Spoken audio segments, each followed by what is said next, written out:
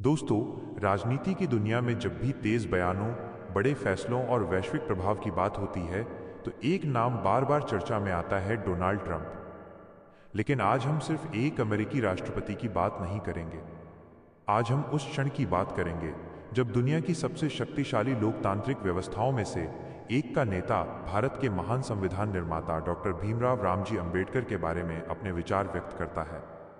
एक विशाल अंतर्राष्ट्रीय मंच की कल्पना कीजिए। सामने अलग अलग देशों के प्रतिनिधि बैठे हैं। रोशनी मंच पर केंद्रित है। डोनाल्ड ट्रंप आत्मविश्वास के साथ मंच पर आते हैं। उनकी आवाज में वही परिचित दृढ़ता है, लेकिन इस बार विषय केवल राजनीति नहीं, बल्कि लोकतंत्र की नींव है। वे कहते हैं, भारत और अमेरिका दो ऐसे देश हैं जो लोकतंत्र पर गर्व करते हैं, और जब हम भारत के लोकतंत्र की बात करते हैं तो हमें उस व्यक्ति को याद करना चाहिए जिसने उसके संविधान को आकार दिया, डॉक्टर अंबेडकर।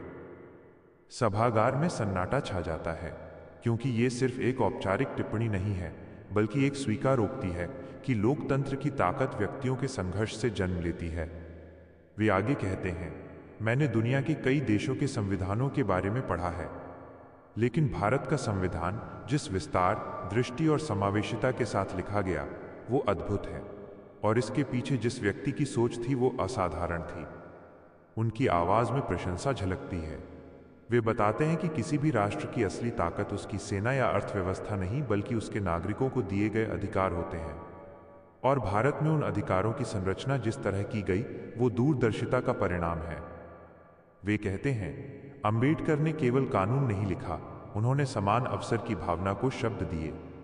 उन्होंने ये सुनिश्चित किया कि हर नागरिक, चाहे उसकी पृष्ठभूमि कुछ भी हो, कानून की नजर में बराबर हो। यह बयान केवल भारत के लिए नहीं, बल्कि पूरी दुनिया के लिए एक संदेश है। ट्रंप अपनी शैली में कहते हैं, मैं हमेशा अवसर की बात करता हूं। अमेरिका अवसरों की भूमि है, लेकिन भारत ने भी अपने संविधान के माध्यम से अवसरों का द्वार खोला।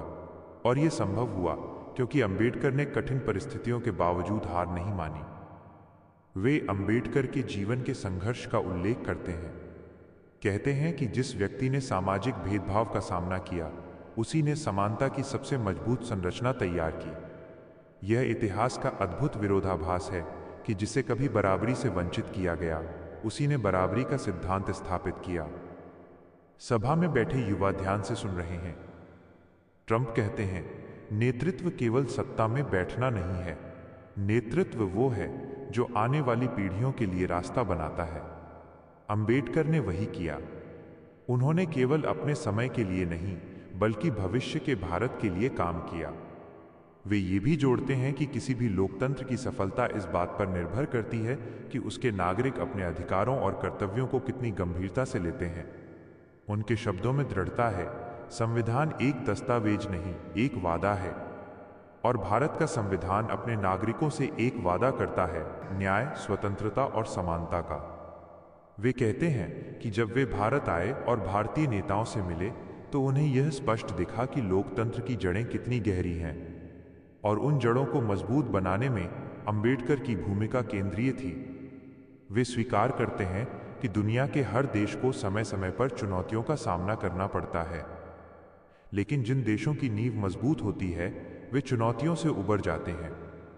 भारत की नींव मजबूत है, वे कहते हैं, क्योंकि उसे ऐसे व्यक्ति ने आकार दिया जो शिक्षा, आत्मसम्मान और कानून की शक्ति में विश्वास करता था। ट्रंप अपने अनुभव साझा करते हुए कहते हैं कि सफलता का मार्ग कभी आसान नहीं होता। हर बड़े परिवर्तन के पीछे संघर्ष छिपा होता है, और अंबेडकर का जीवन इस बात का प्रमाण है कि कठिनाइयां महानता की राह रोक नहीं सकती। वे युवाओं की ओर देखते हुए कहते हैं, यदि आप अपने देश को महान बनाना चाहते हैं, तो आपको उन मूल्यों को समझना होगा जिन पर वह खड़ा है। भारत के लिए वे मूल्य संविधान में निहित हैं। उनकी आवाज में जोर आता है, समानता केवल शब्द नहीं होनी चाहिए, यह व्यवहार में दिखनी चाहिए, और यही संदेश अंबेडकर ने दिया। वे ये भी कहते हैं कि लोकतंत्र केवल चुनावों से नहीं चलता, बल्कि नागरिक चेतना से चलता है। जब लोग जागरूक होते हैं, शिक्षित होते हैं और अपने अधिकारों के प्रति सजग होते हैं, तभी लोकतंत्र जीवित रहता है। दोस्तों, अगर आप बाबा साहब को दिल से पसंद करते हो, तो कमेंट में बाबा साहेब अमर रहे जरूर लिख देना। और यह भी बताना कि आप यह वीडियो कहां से देख रहे हैं, क्योंकि हम जानना चाहते हैं कि बाबा साहब की चेतना कहां तक पहुंच चुकी है। चलो बिना समय गंवाए वीडियो शुरू करते हैं। ट्रंप कहते हैं, अंबेडकर ने शिक्षा पर इतना जोर क्यों दिया? क्योंकि वे जानते थे कि ज्ञान से बड़ा सशक्तिकरण कोई नहीं। सभा में तालियां गूंज उठती हैं। वे आगे कहते हैं कि दुनिया को ऐसे नेताओं की जरूरत है जो विभाजन नहीं बल्कि एकता की भाषा बोलें। अंबेडकर ने सामाजिक विभाजन को देखा, परंतु उनका समाधान कानून और समानता के माध्यम से खोजा। ट्रंप स्वीकार करते हैं कि किसी भी समाज में मतभेद हो सकते हैं, लेकिन उन मतभेदों को संभालने के लिए मजबूत संस्थाएं जरूरी होती हैं। भारत ने अपने संविधान के माध्यम से वही संस्थागत ढांचा बनाया। वे कहते हैं, मैं एक ऐसे देश से आता हूं जो स्वतंत्रता पर गर्व करता है, और मैं देखता हूं कि भारत भी उसी गर्व के साथ अपनी विविधता को अपनाता है। यह संभव हुआ क्योंकि संविधान ने हर आवाज को स्थान दिया। उनका यह बयान केवल कूटनीतिक शिष्टाचार नहीं बल्कि लोकतांत्रिक मूल्यों की सराहना है।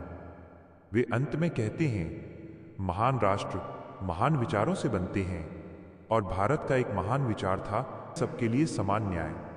इस विचार को शब्द देने वाले व्यक्ति को दुनिया हमेशा याद रखेगी।